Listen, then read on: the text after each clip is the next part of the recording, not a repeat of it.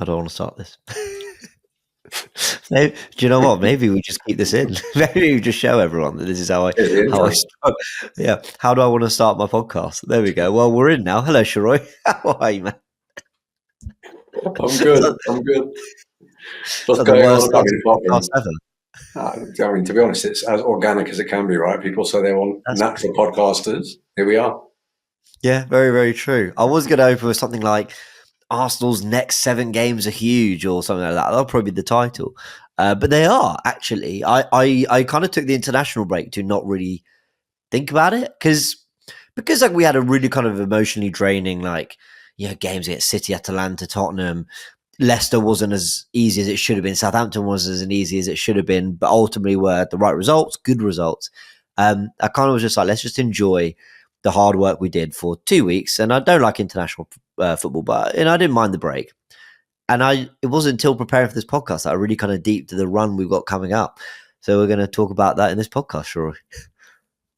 Can you think of any 7-game period of a season where you wouldn't look at it and go, this is huge for the season, though?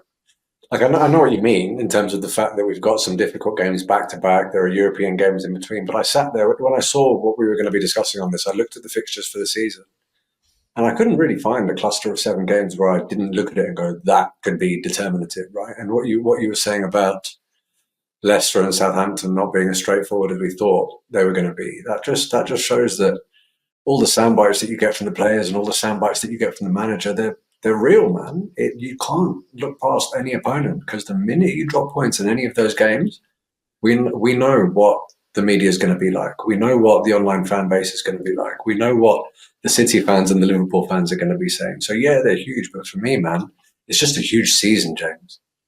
Well, it is. And you make a great point. I mean, basically, we could have 18th, 19th, and 20th all at home in a row, and we'll be saying it's huge because you can't afford to drop points. So I totally get what you're saying. But I do think there's another reason why this particular cluster is really big. And we're going to explore that in this podcast.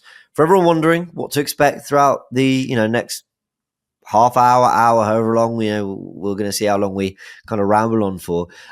Expect a discussion on the next 7 games. I'm going to show you a clip of the Hoover. People who tuned into the live show will know what I'm talking about. I had to just prove to everyone that I don't have cyborgs living in my apartment. This was a robot Hoover that just decided to wander off. So I will provide the evidence. We'll touch on the City court case briefly.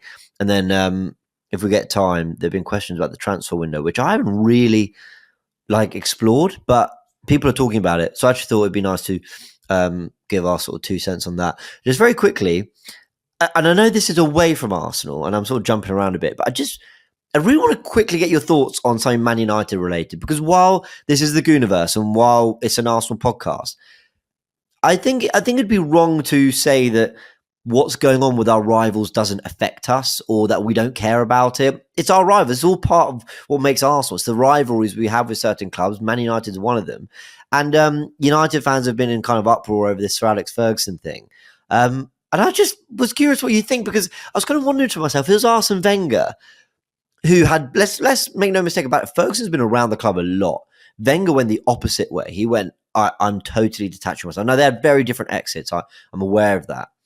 But now reports that supposedly Ferguson isn't allowed in the changing room, though United are disputing. What do you make of all this? It's kind of interesting seeing United fans differ. It's sort of like the guy who's addicted to Class A drugs trying to prioritize counting calories. It's like, you've got bigger problems, mate. Like, why are they so preoccupied? Do you know what I mean? It's just like, why are they so preoccupied with, and I think there was I can't remember which fan channel it was, and I'm not saying this in any sort of condescending way, but the title of the video was, "Are Ineos too ruthless?" And I sat there and I thought, you've still got players like Anthony on your books. The vast majority of your fan base probably wanted to get rid of Ten Hag last season, and you didn't. You kept him. You had this international break. You still didn't do it. You had your worst start to a Premier League season last season, and I think you've eclipsed your own worst start this season, if I'm not mistaken. And then sitting here pissing about with not just a club legend, but the club legend. I don't think that's the biggest problem here. And what they've done is they've just now piled so much more pressure on themselves to get it right. Because if they don't, people are going to say, well, look what you're doing. The people that knew what it took to bring success to this club, you're sort of, and I know that he's sort of staying on and he's welcome to the stadium. It's not like he's on a ban or anything, but I was just like, why on earth are you fiddling with that? I don't know if it's real, but I mean, I saw a post from Cantona today that was really scathing. I didn't go on Instagram to see if it was real because I saw it on X. But I mean, the whole thing for me, I can only imagine what it would be like if that was Arsenal and we were knocking about in the bottom half of the table and they made a decision like that with Arsene Wenger. I mean, the uproar probably wouldn't have been as bad as it is at United now because of the way in which the two managers left, right? But baffling, man. Yeah, I mean, I'm going to ask this question from the Arsenal perspective. Again, for anyone listening, apologies. They've heard the worst intro ever to a podcast. Now they're wondering why we're talking about Man United. But I did just want to briefly explore this because I think we have been through something similar in trying to start something new post a legendary manager in Arsene Wenger. Again, different endings and obviously differences in the Fergie and Wenger story, but both absolute legends and both incredibly difficult people to move on from once they left our club. Do you think, and I say this without casting judgment on Sir Alex and what he's done post United, I'm quite frankly not read up on it enough to know how involved he has or hasn't been over the last 11 years. But do you think it's helped us, Mikel Arteta, that Arsene Wenger hasn't been around the place or hasn't been frequently at games or hasn't been in some sort of role at the club? Because I know in the past Arteta's spoken about wanting Wenger really close. He doesn't want to shy away and hide from what has made Arsenal what we are over the years. He's wanted the club to embrace that. But I can imagine there's a pressure that comes with people of that stature being around. Would Arne Slot have a trickier time if Klopp was regularly at Anfield or having some sort of job upstairs? I don't know. And again, I say this with genuinely casting no judgment on Sir Alex. I have no idea. He's a Man United man. I think it's fantastic how often he goes. He clearly loves the club. But I'm just wondering whether Arteta's benefited from Wenger's distance.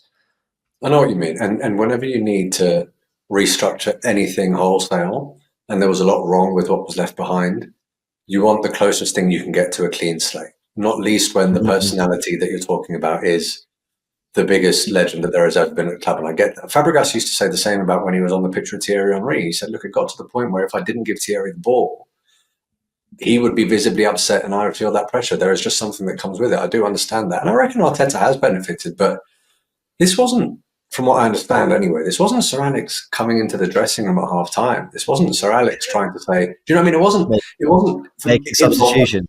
Yeah, exactly. It wasn't that, right? And it just constantly goes back for me to what exactly are you trying to achieve here? Are you legitimately saying that you think that you've done absolutely everything you can for Erik ten Hag and that you've brought in his players, you've backed him financially, I get all of that. But the reason that it hasn't clicked is because Sir Alex was in this particular role? I don't understand the timing of it. I don't understand why that couldn't have been done at the beginning of the season or at the end of the season when they're doing it now in an international break where at the beginning everyone was like, is Ten Hag keeping his job or is he not? I just think they've shot themselves in the foot. But to your question, look, it's a great question. I think you do benefit from a clean break and a fresh start, right? I mean, you don't want to be jumping into a relationship and dating when you're still sort of Instagram stalking your ex. Like it's just not conducive. You're not over it yet.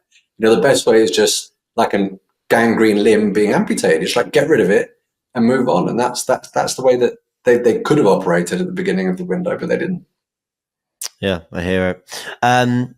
Yeah, I just thought it was interesting. I'm only because of the parallels. I think if it had been any other club, I wouldn't have been as bothered. But it did get me thinking: what is the Arsenal equivalent of this situation, and how the Wenger and Ferguson stories have been different post their times at two massive clubs, having been two massive managers. Well, look at certain players. Then I'll ask. Look at what Arteta did with Özil. Look at what Arteta did with Aubameyang, and how integral that was in terms of sort of rebranding the club and rebranding the style of football. Do you think that he would have been able to do that with Arsene Wenger still in some sort of senior leadership role? Because there were a lot of Wenger players, obviously, when Arteta came in. It's a great question. I don't. Yeah, I don't know.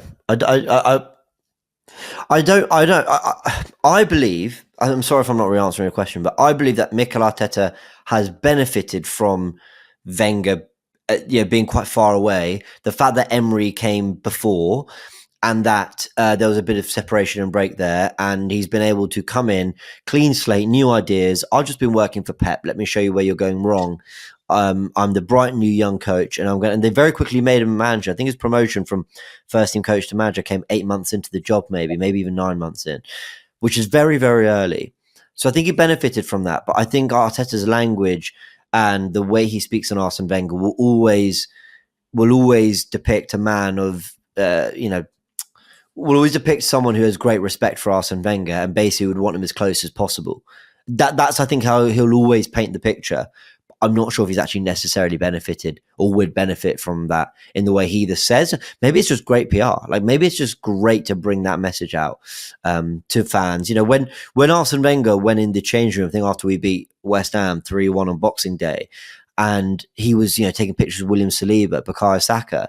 That was great. Like we felt ready to have him back. He felt ready to be back. He was embracing this new team that would all look up to him, despite a lot of them having it. Saka said he never met him till that moment. So that was kind of a great moment. And I think Arteta would want that bond and closeness, but like to a point, I think. I don't think his wording of, I'd always want him around. I'm paraphrasing. I might be misquoting Arteta, but I don't think he'd want him around all the time. I don't really see the benefit of that personally.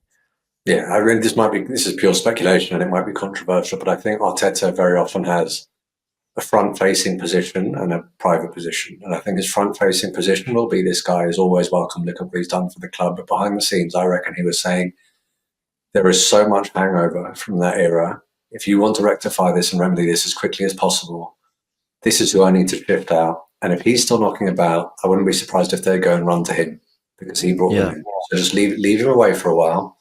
Let me get this rebuild sorted. And when the time has come, I'll let you know when you can extend that open invite to him and bring him in. Yeah, totally agree. Well, we've gone on a bit of a tangent there, everyone, but I mean, I find it an interesting discussion. We hope you do too. I mean, it's the Goonerverse podcast during an international break. There hasn't been a lot of football being played. There hasn't been a lot in the wake of transfer rumours, unless you want me to talk about Alexander Isak one more time, who apparently is reluctant to sign a new contract. But I think we've done that conversation to death. If anything, obviously, substantial comes out of that. We will talk about it. But the big thing is looking ahead of these upcoming fixtures. It is looking at what's to come. 7 games between now and the November international break. And we'll show you them here. Let's have a little look. I mean, of course, we just beat Southampton 3-1 on the 5th of October. We come back the 19th, 5:30 kickoff away at Bournemouth, followed by Shakhtar Donetsk at home in the Champions League. We've played Shakhtar a few times in the Champions League at home over the last 20 years. Another one there. Liverpool at home on Sunday the 27th of October. Preston away in the Carabao Cup. Newcastle away in the league. Inter away in the Champions League. And Chelsea away in the Premier League.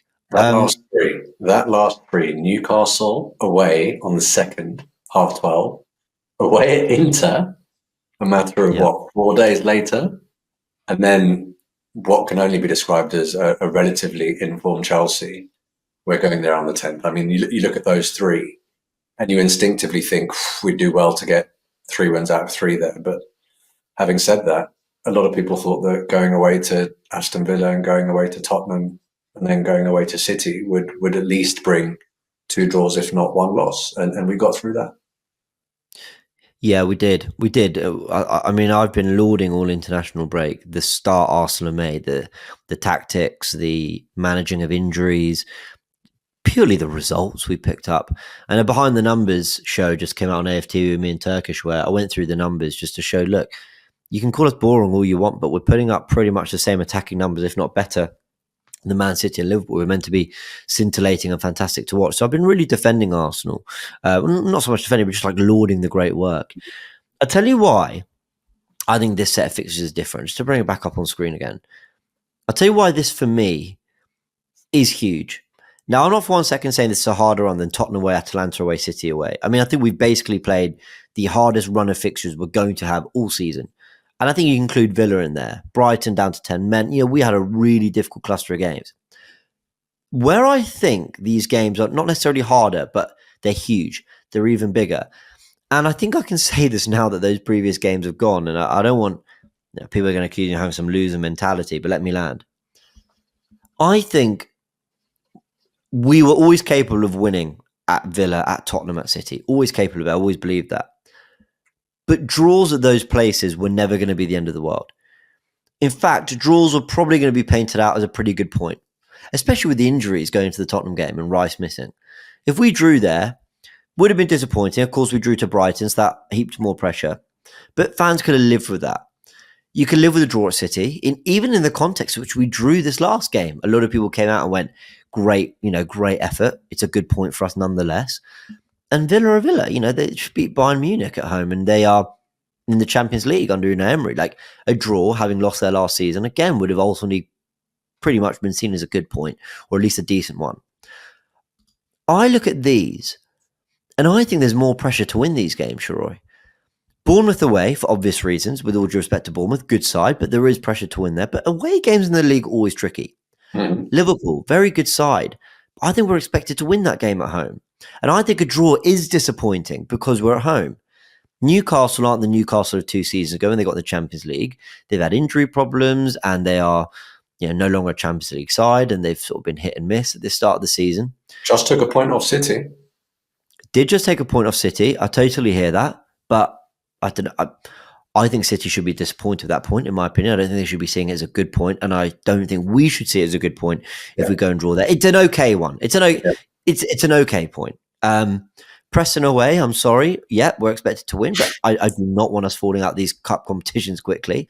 Yeah. And then Inter and Chelsea. I think Inter is the one there we go because of the nature of the Champions League setup. Again, it's a good point. Chelsea are on much better form this season. And maybe it's a decent point, but my point is, a North London derby away, City being the champions and Villa being a Champions League side, you can absolutely compartmentalise them and understand why a point is okay. I think there's more pressure to win most of those games. I think even with the absence of Ødegaard, and I've been rambling on for ages, I'm really sorry, but I'm really trying to make this point. I really think there's actually more pressure on these games. What do you think? That's why I think they're bigger. If you can use the season to date as an indicator of what might be to come, look, I was on the watch along with you, the Leicester watch along. I strolled in, fully chilled out, like, yeah, whatever, 3, 4, it's Leicester. And you were like, no, settle down, boy. Like, this could be tough, right? And you saw me at the end of that watch along. Remember, you sent me the little video of me looking physically ill on screen, dejected, even though we just scored the winner because I couldn't hack it. It should have been a lot easier than that. Yeah, Southampton. It was a 3 o'clock kickoff. I was driving up to my mate's bodybuilding competition I told you about, right? Listening to it on the radio. I don't think my girlfriend has ever been that frightened of me being behind the wheel on a motorway. When we went 1-0 down, I was fuming, like absolutely fuming, right, listening to that match. But then when you look at Tottenham, we didn't look like we were going to concede. When you look at Villa, really measured away performance. When you look at City, even at 10 men, in the back of my mind, I was like, look, they're not going to get 2. They might get 1 looking at the way this half's going. So you're bang on, man. But if you're looking at the way the season's progressed, the indicator would be that it is actually the Bournemouth away sort of game that might give you a bit more trouble than maybe even the Liverpool at home. But I'm also looking at not just the last many games in the Premier League season, but I'm looking at last season and the season before. We can't really point to that many drop points against the big 6 teams that we look at and go, that was the reason we didn't win the league, particularly last season, right? It was those other games. So I get it, man. And I was sitting there going into the Southampton game, I was saying, look, Leicester gave us the warning shot. We need to make sure that we don't make the same mistake again. Now, I understand it was a heavily rotated team. I don't think he's going to be starting with Jesus up top. I don't think he's going to be starting with Sterling. I don't think he's going to be starting with Partey at right back. There was a lot of change there, right? I get it. But if there was ever a reminder needed of exactly what you're saying, that this is now high pressure, must win, but this isn't us just saying must win because we're trying to apply it is actually a must win because of who you're up against. Only time will tell. Only time will tell. But I think the last 3 in particular, I don't think we'll have any trouble getting up for them. But I do want to see some of these injured players start coming back around that time. There have been rumours that Ødegaard might be coming back around the 27th for the Liverpool game. And I think even though we're at home, you do need something close to full strength to be beating Liverpool, because in the same way that we get up for big games, teams like that do too, man. Yeah. I think Leicester and Southampton were eye openers. That the more you are the aggressor, the more you focus on the attacking side of the game, the more you maybe impose yourself on the other team, and you can get caught a little bit because maybe your out of possession shape isn't in the forefront of your mind like it is at Villa, like it is at Tottenham, like it is at City. I think there's a reason those were slightly more closed affairs, really, in terms of conceding chances than arguably Leicester than Southampton were. Certainly in the second half of that Leicester game. Actually, in the second half of both games, really. That doesn't, obviously, I'm not saying Leicester and Southampton are better teams. I just think maybe as you try to do more of one thing, you lose something the other way. I don't know. It's just a working theory. So we've learned not to be complacent. I don't think in this run of fiction, we're going to get it, show you again. I don't think Arsenal are going to be complacent about any one of these games. But I just think that it's like I said, yes, the expectation was always, I think we can beat Villa, let's go beat Villa. Yes, I think we can beat Tottenham, let's go beat Tottenham. That's always the requirement. But I think if we drew those games, and I know I'm repeating myself, but I'm just really like, if we drew, I think it would have been fine. It would have been disappointing. We'd be 4 points short now, which is annoying, but it would have been okay. Like, you could stomach that. Same with City, and we ultimately drew that. I'd be disappointed if we didn't win at Newcastle. And people might sort of say Newcastle, Villa. Villa got into the Champions League spots last year. They were significantly better than Newcastle last campaign. We didn't beat them last year. We didn't beat Villa last year, man. No, we didn't. Chelsea have improved, and that makes things tricky because they look like they might be the Champions League side to, nick the Champions League challengers to nick that fourth spot this season, maybe. But Liverpool at home, I expect to beat them, and that's why I think these are bigger. I don't think we'd be able to stomach anything short of a win in a lot of those games. Any better than we would have those previous games. I'm finding a really long, complicated way of saying it would be worse to drop points in this than it would have before. That's what I'm trying to say.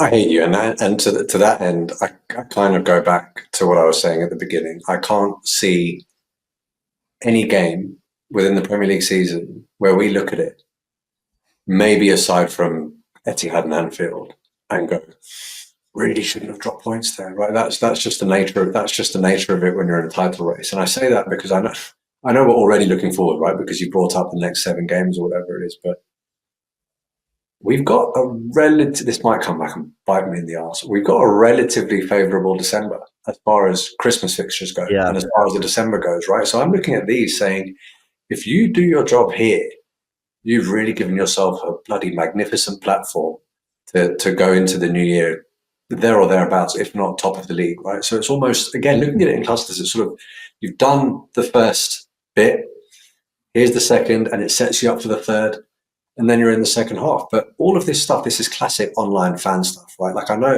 know managers will look at clusters of games when they're talking about preparation and player minutes and stuff, but what Leicester and Southampton showed us is if you're just dropping sound bites saying we're taking it game by game, but you're not taking it game by game, you're gonna get knocked out of this title race quick. We recovered it there. And look, I know you brought them up a lot. I'm trying to remember them. I should have remembered them by now. Bournemouth, Shakhtar, Liverpool, yeah?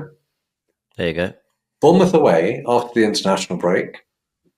Come back and shoot me if I'm wrong. I don't think we'll have trouble getting up for that game.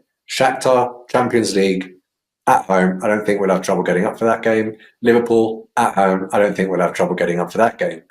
You then move into Preston, heavily rotated, we should still be winning that. For me, if there is going to be a banana skin, James, it's that Newcastle game. It is the Newcastle game because we could be coming off a set of brilliant results. We could be coming off 3 wins and a draw, 4 wins, whatever. You then have that 12:30 kickoff, knowing that you're away at Inter, and there might need to be a bit of rotation because there's only 3 or 4 days in it, and you've got Chelsea to come after that. If I'm looking at any particular game where I think that could be the one that we don't expect, it would in fact be Newcastle away.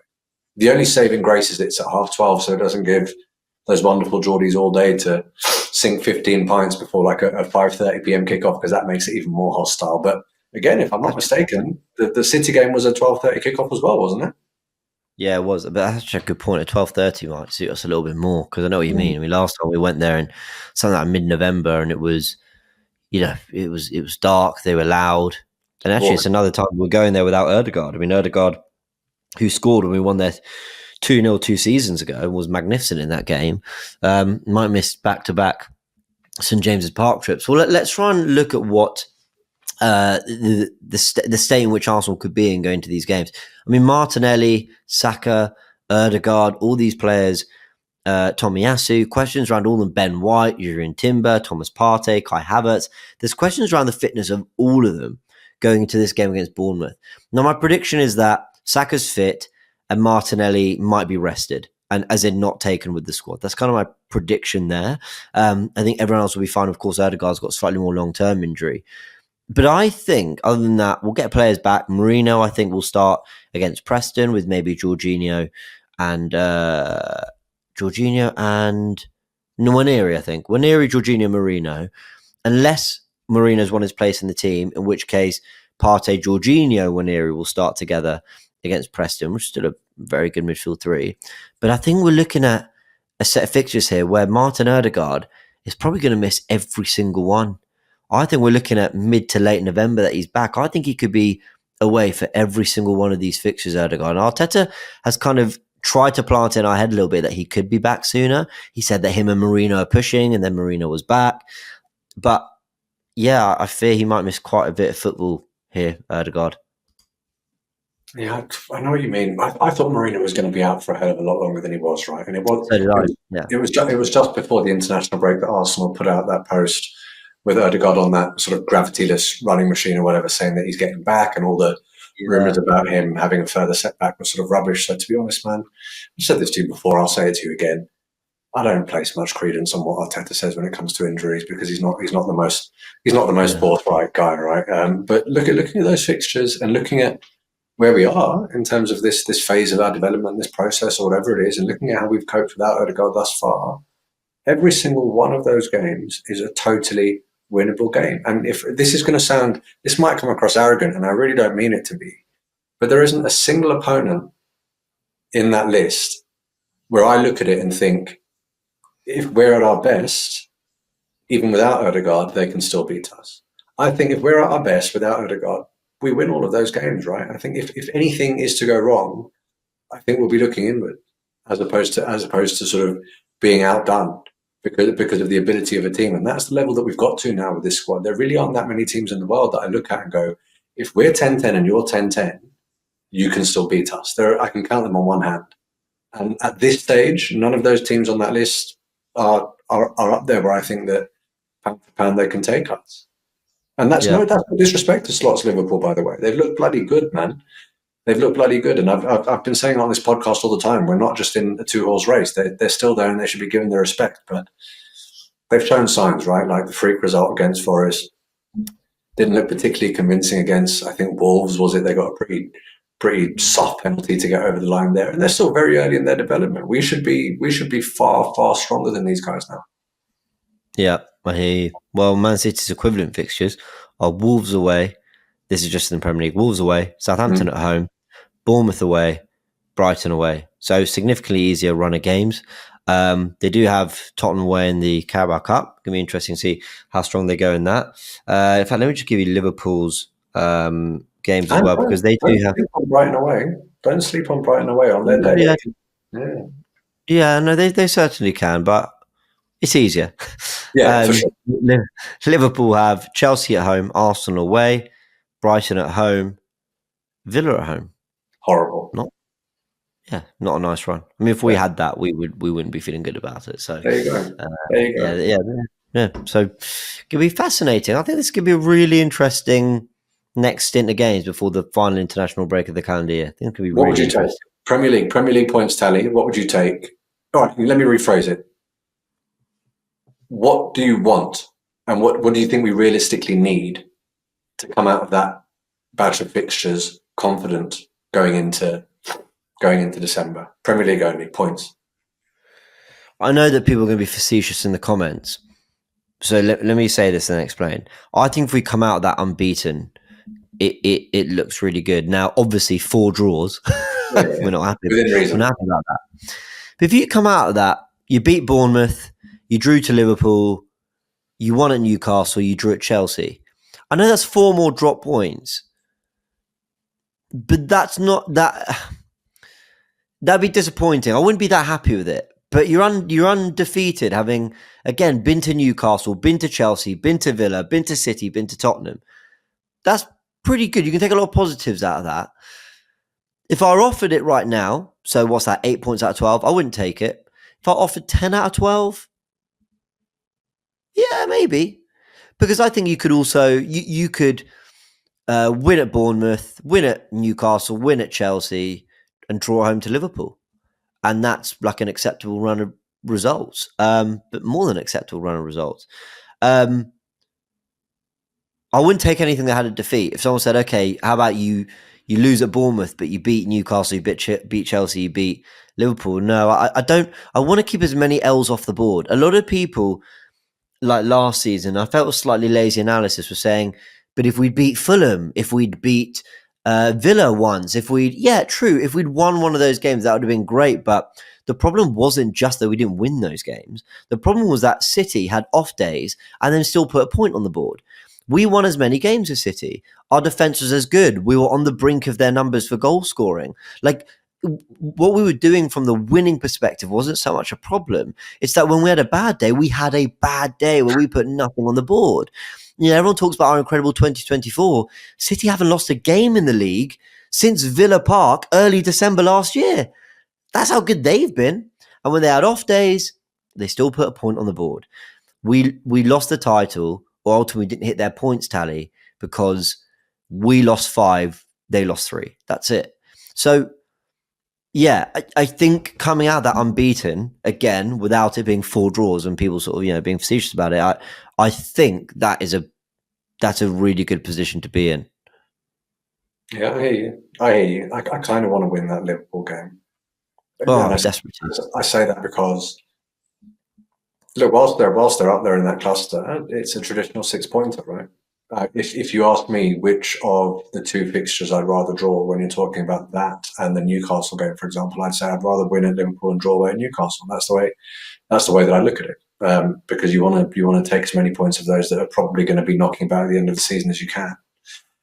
But I'm excited by these games, man. I'm excited by these games because there's still, I don't know about you, but there's still so much that I don't know about how this team is intended to look this season because of these injuries and because of Marino's relatively late integration, and because we're still not sure if Timber starts every game because White hasn't been fit, or if in fact he is the starting right back now. We're still not sure whether Calafiori is as defensively sound as he's certainly capable of being, but he hasn't necessarily looked at it in certain moments. There's so much that I want to see, and there are so many players that I want and need to step up, like your Raheem Sterlings, like your Gabriel Jesus. These guys, I'm excited, man. I'm excited. That might be me overdoing it because I've been bored shitless in the international break. I am gassed about this coming back.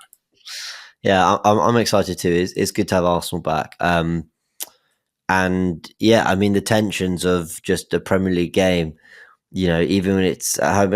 I took Emma to her first Arsenal Premier League game. It was Bournemouth at home it was Southampton at home on the Saturday, you know, before the international break. And, you know, like I said to her, I was like, you got the full experience, because she was saying before, should we win this game? I said, we should.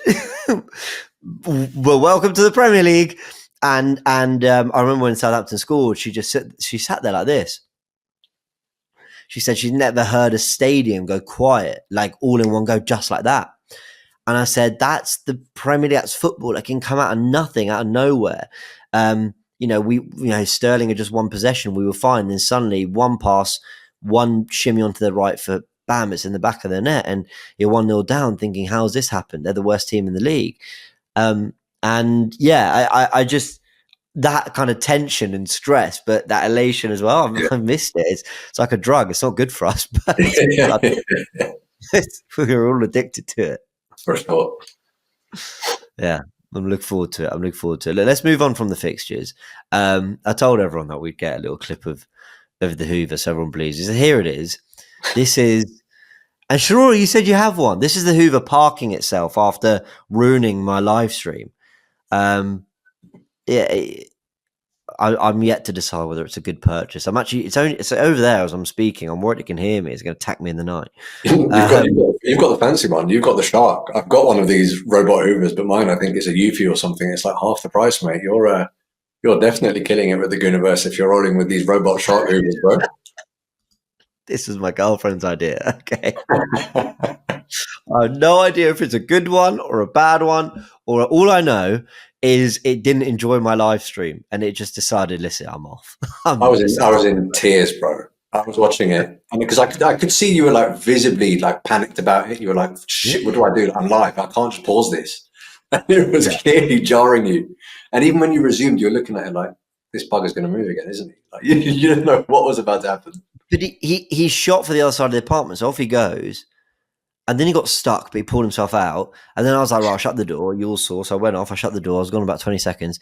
And then I just heard, and I was just like, oh, God, he's trying to get in. Like, I love how we've agreed that it's a he, by the way, like with no conversation. Have you named it? Well, yes. So because it's a shark, we named him after the shark in Shark Tale, Lenny. Nice. Yeah, so his name's Lenny. Well, big up Lenny. Big up Lenny. You've got so many components to this channel now. Like you've got you, obviously. There's me. There's Max. Obviously, you get big up Mandem from the Different not coming on as well. Now you've got Lenny. Oh yeah, and I've got my like feature, which hasn't worked recently. I tried to do this when I was on a live stream with Robbie, and it didn't work. Why isn't this working? Listen, you've been moaning for months about it happening when you don't want it. Yeah, just let it go now. If it's not working, no, but that's what's annoying about it. So I can't even turn it into like a quirk, like the video, because I'm just stood there doing this like an idiot, rather than it doing the thing it's meant to do. Right. Well, my MacBook's let me down. There we go. Anyway, yeah. Well, I'm just keeping on. He's parked up over there. He's not going anywhere. He hasn't been for a Hoover today. So there you go. That's the evidence, people. You know. Some people in the comments wondering what the hell I was talking about. There it is. That's the self-cleaning Hoover. Not self-cleaning. You get what I mean. Anyway, yeah. What were you going to say? I was going to say, for anyone that doesn't believe James, I can confirm that he sent me that video immediately after his live. He hasn't just gone out and like got some robot Hoover now, or like got someone else to video it. Like, he's telling the truth. Yeah, he is telling the truth. Take my word for it. If I need to like show it off in a video for some reason, but then we're all getting way too invested in this bloody Hoover. Right, little detour from the main football chat, but some of you wanted to know about it, or maybe you didn't, and I've just forced it upon you. But there you go. Who cares? This is the most international break podcast ever, isn't it? We've talked about another club and their board problems. Yeah. We talked about Hoover, and we've previewed 7 games in 15 minutes when all we basically need to say was, yeah, they're quite important. We need to win. Yeah. That is being a good podcaster, the ability to waffle. That's what I've decided. Can you dig absolutely everything you can out of nothing? There we go. We're mastering it, Sharoy. I needed your help. I mean, I couldn't put anything out on my channel this week. I was just sat there going, "There's nothing I can speak about by myself." Yeah. I couldn't figure it out. So I'm glad. The injuries. I have to say that's why I've not talked about the injuries on this podcast, because I've covered them fairly extensively on the 2 most recent bits of content I did, which were live streams with Bukayo Saka. Then we talked about Martinelli, Tomiyasu, Odegaard, Saka, so much going on. So we won't go into it, but everyone who wants to know my thoughts on the injury front, it's all there. All the recent updates haven't changed any of the contents from that. So if you want to catch up on that live stream, by all means. We're about to hit the 40th minute. So let's talk City very, very, very quickly. You did a fantastic video. I shouted out on my live stream. You did a fantastic video, quite literally going through the legal documents. It wasn't here are my thoughts. It was, and page 52 points in. I was like, fair play. You did it properly. Without going into the documents, Sharoy, a week on or so, this was Man City versus. This is how I understand. This was Man City versus the Premier League. Man City taking the case to the Premier League and nothing to do with the 115, though the fallout could have perhaps impacted what goes on with the 115. City claimed victories or a victory, and though there might have been some, you've got a point with certain things, the reality, this was no real victory for anyone, if I'm not mistaken. Have I interpreted it correctly?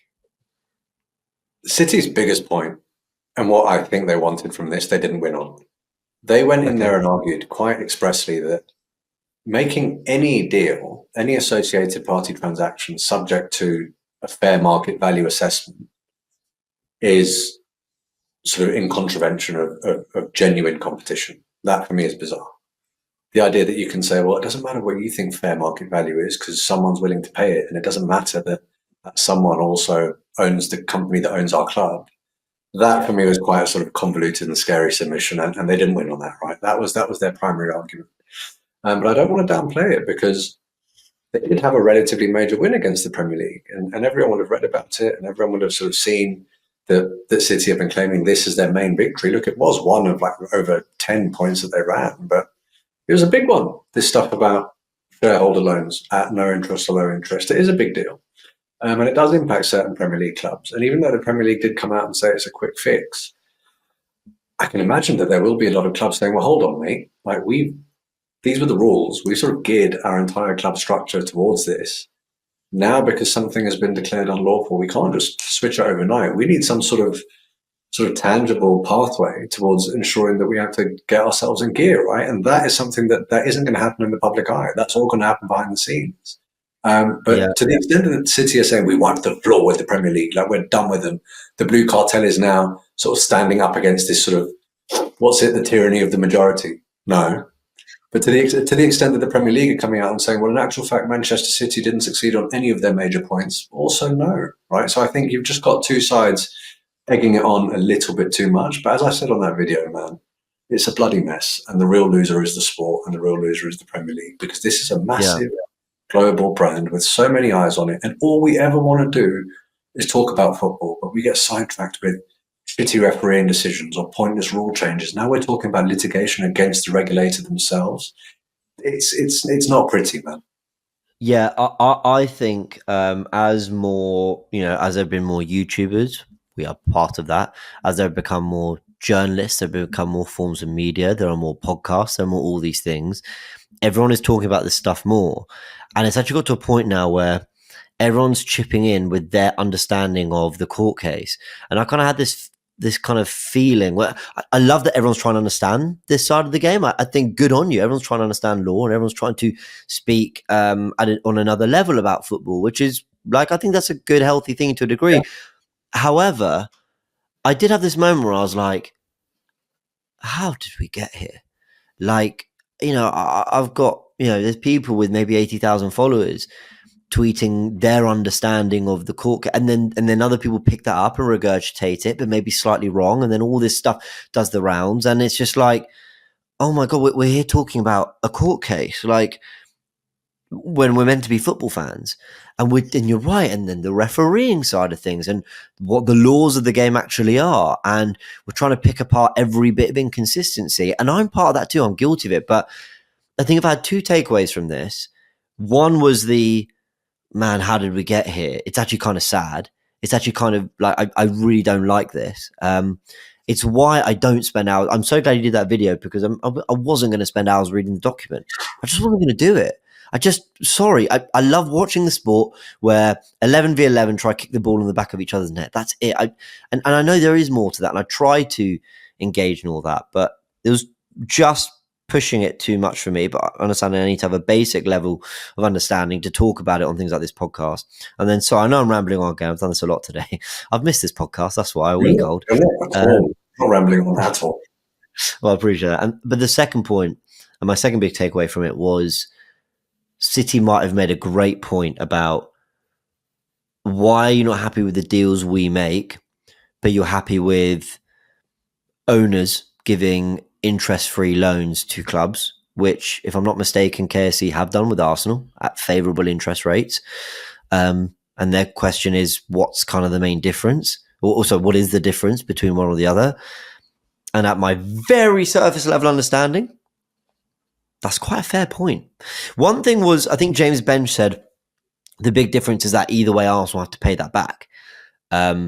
Whereas favourable sponsorship deals with certain companies, however that's come about, that isn't necessarily the case.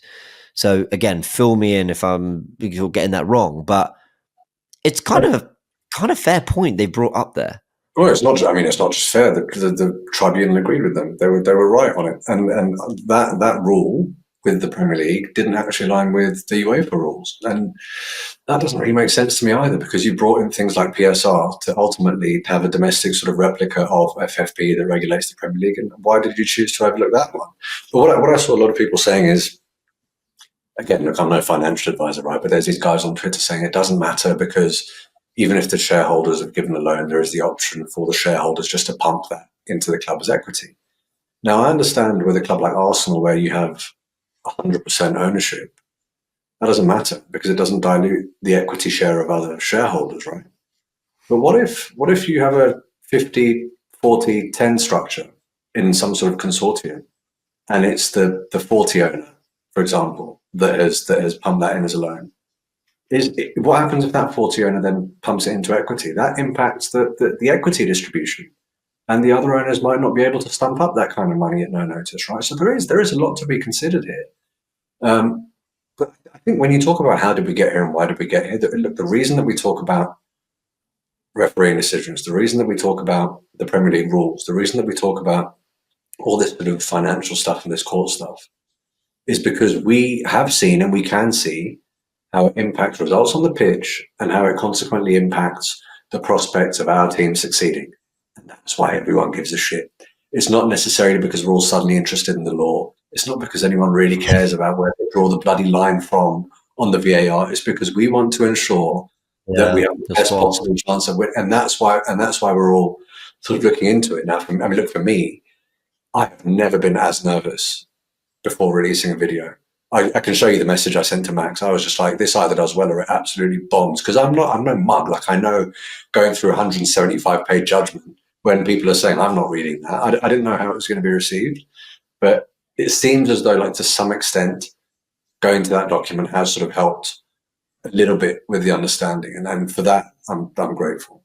Mate, it was an incredibly, I think I might have commented on the video, like, it's a very needed piece of content and it's a very valuable piece of content. A lot of people will be talking about this stuff. Listen to the way I've been talking about this, right? And I like to credit myself, being quite honest about not having read it all and not knowing really what I'm talking about. But at my level, there might be a slight wording or the way I've portrayed something that can maybe give the wrong impression. But, we need people like you fully understand what's going on, to just give us that context and give us that understanding. If there's anything you don't understand, you say it, you're honest about it. But no, I'm really glad you did that video. I think it was a really important video you did. I'm really genuinely, I'm glad you did it and helped my understanding massively.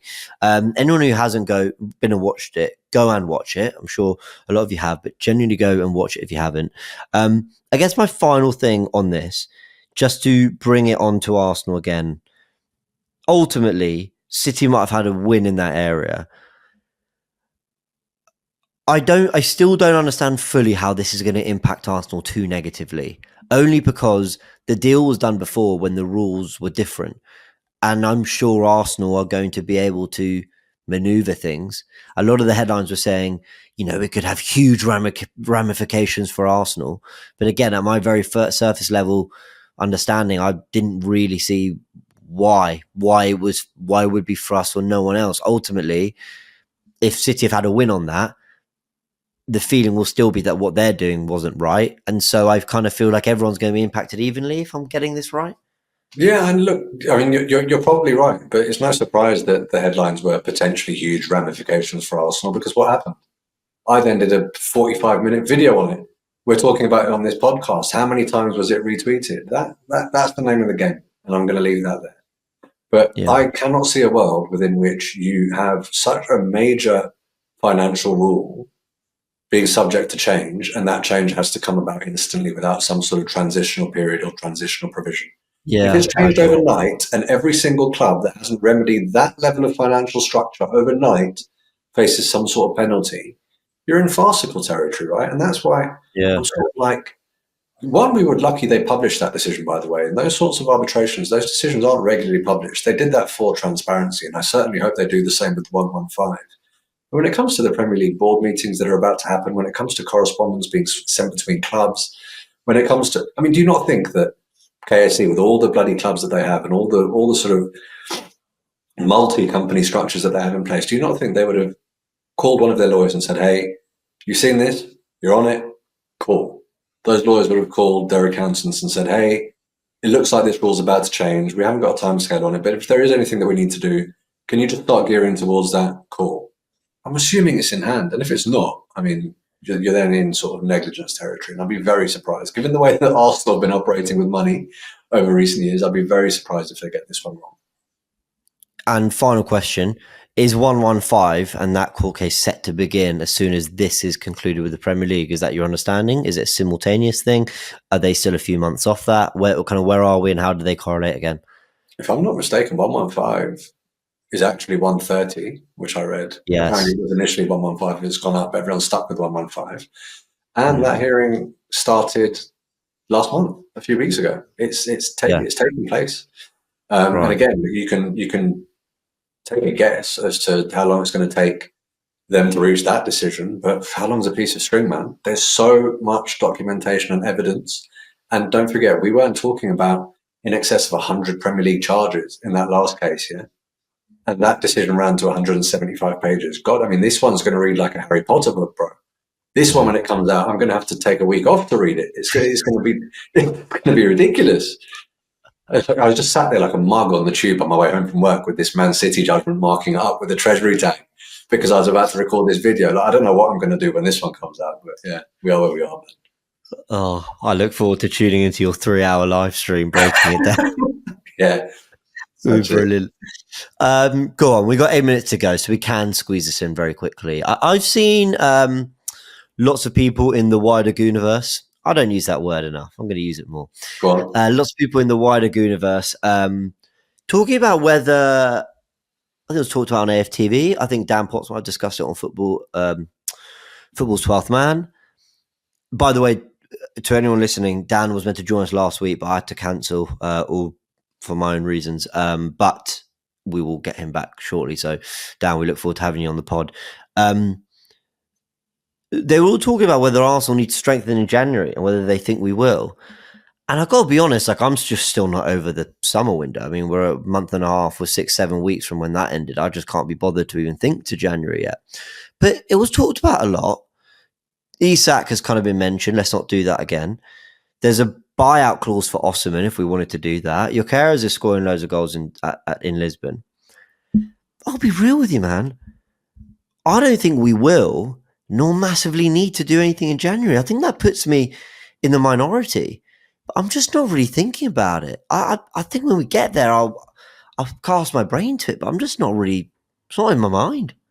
I can't think, with the amount of football to be played, I don't know how anyone's thinking about it, to be honest with you. But look, one thing Pep Guardiola said when Rodri got injured is, no, we had no intention of dipping into the market for a midfielder in January, but now we might need to consider it. He didn't say whether he'd made a decision on it, but best believe they're probably going to try and strengthen in that position, notwithstanding how well Kovacic has done. Now we're looking at our injury concerns. Just to say that I know I'm not trying to walk around like the Grim Reaper here, yeah, but there's another international break in November. There's a lot of football to be played for Arsenal before then, and there's a lot of football to be played for Arsenal after that. For everyone who's sitting there now saying, have to get a traditional centre forward, traditional 9, traditional striker, whatever you want to call it, will you still be saying that that's the priority target in January if, God forbid, something does happen to Bukayo Saka? Will you still be saying the same if, God forbid, something does happen to, I don't know, let's say Kai Havertz even? Will you still be saying the same if something does happen to Declan Rice? Will you still be saying the same if something happens? I mean, this is going to be laughable, but David Ryan. Are you confident in Neto seeing us through to the end of the season? There is so much that could still happen. Yeah.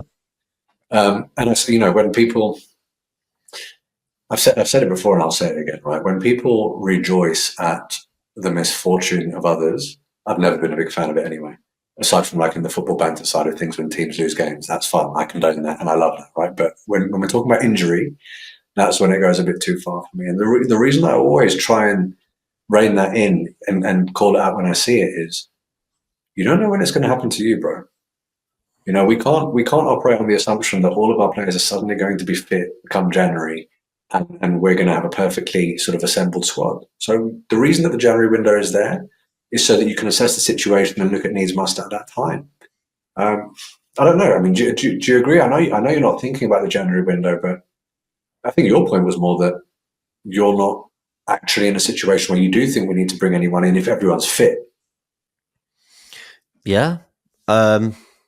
If the window were open now with the fixtures we got and the players we have missing, I still don't think I'd be like desperate for us to bring in players.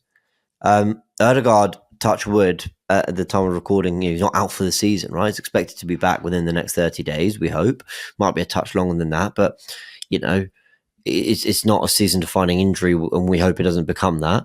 Now, listen, this could come for one of our players, like you said. Like, that's why, again, I don't go around celebrating a Rodri injury. I go, that's really unfortunate for him, but let's be honest, it's made our chance of winning the title a bit better. Like, that's just the harsh reality of it all, right? It's okay to pass comment on it like that. I wouldn't be desperate for us to be like adding players right now. I wouldn't be thinking you have to. I'll be thinking if you can, great. But we have a lot of. I was in the minority who thought we had a good squad. I really was in the minority who thought our squad was in good shape. By the time the deadline, the window shut and transfer deadline day was done, I felt that we had pretty much 2 players for every position. I felt that we had a lot of variety in our squad in terms of profiles, a lot of variety in terms of youth and experience, and that basically, unless you want to spend 80, 90, 100 million on Mohamed Kudus, you weren't really going to improve this squad much more. Realistically, maybe I'm being really naive. Maybe again, my standards are set too low, but I just think we've got a good squad. So come January, think if you can, and there's an option, there's an opportunity, you take it. But I'm not going into it thinking, right, okay, we've got 30 days now to find the player and get it done. That's how I felt. Do you remember the podcast we did about there has to be a forward? But that's because we hadn't done anything for that area for ages, and we were relying on the same players that Arteta had shown he didn't trust. That's why I needed something different, even if it was just Raheem Sterling, who I still think could come good. I'm not going to this window feeling the same way, but let's see how these upcoming games go, and I might feel differently. With new information, you change your opinion. Yeah, I mean, playing devil's advocate, I always refer to him when the transfer window comes up. I don't know why, but I'm going to put my Turkish hat on for a minute, yeah? All of that was you saying that you were one of the few that thought Arsenal had a good squad. Yeah. People who were saying that we were light in the window will say, we never said we didn't have a good squad. We just said we didn't think we had a title-winning squad, and for that it has to be better than good. Right? Yeah, and that is where that debate has been done to death now. And there will be people that say we have more than enough to win the title, and that has been exemplified by the fact that we've come through such a rough patch of fixtures with so many crucial injuries and done really well. And there are those that will say, look how threadbare we are at this stage of the season. God only knows what the second half of the season is going to look like. I know this isn't what everyone in the audience when they watch a podcast wants to hear, but we don't know the answers. Only time will tell. It looks like, one of those sections of the fan base might be right, or everyone could be fit for the whole season and we could still not win. Who knows, man? Who knows? Yeah, very, very true. You could add all the players you want, have a fully fit squad, and maybe still not. So, just interested to get your kind of thoughts in the moment, because I was surprised this was such a topic, but it was.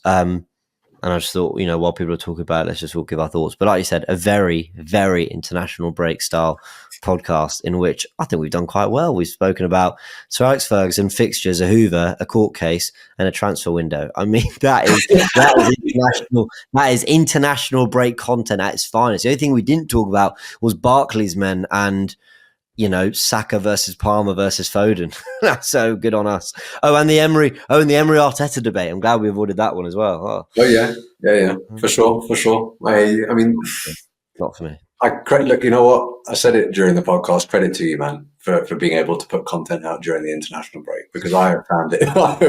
I have found it. I was so blessed when that City court case dropped, because I was like, there's something for me to talk about without just sounding like everyone else. But you find a way to keep it original, keep it informative. Big up to you, man. That's very, very kind of you, man. I don't know if people find it original or whatever, but if you're They all do. enjoying it, I appreciate it. I appreciate it. Well, look, as we're being so lovely to each other, everyone go check out Sharoy's voice. Back next week after Bournemouth, I've no doubt. Yeah, Go definitely. subscribe to the channel. You can check out Sharoy, obviously here on the Goonerverse podcast, of course on AFTV every now and again. Some work with Turkish coming, so lots of exciting things for you. And here on the Goonerverse, I mean, we're doing our thing. We're keeping up to date with Arsenal news. That's all I want to do via shorts, lives, or videos. We're all the podcasts. We're keeping up to date with just the latest Arsenal news and our thoughts on it. Anything that is instant, we'll try bringing you that via shorts. Anything that we really need to get involved in, of course, we've got lives and, like I said, the other pieces of content. There is as well, just in the works, just some pieces of content around football in general. That I'm working with the amazing Max on, and Sharoy Smiler, so I'll tell you about that after. Yeah, I was going to say, I ain't heard about this, man. Let's Yeah, go. well, Let's go. I'm just teasing it. But Cool. anyone who listened to the Football First podcast across last season, this is a building on something to do with that. So I just don't want to say too much because inevitably something will happen. I end up chucking the plans and people get mad at me. So let's wait till we're ready to go. All right, go on. 1 hour, 1 minute. We've hit a good time. Sharoy, absolute pleasure, mate. I'll see you soon. Really hope you've enjoyed another episode of the Goonerverse podcast with Arsenal fans from around the Arsenal world giving their amazing thoughts. A big thanks to our guest today. If you do want to follow this podcast on the go, you can. It's available on podcast platforms as well. Join us next week where we'll get more Arsenal fans to talk all things Arsenal. A big thank you again.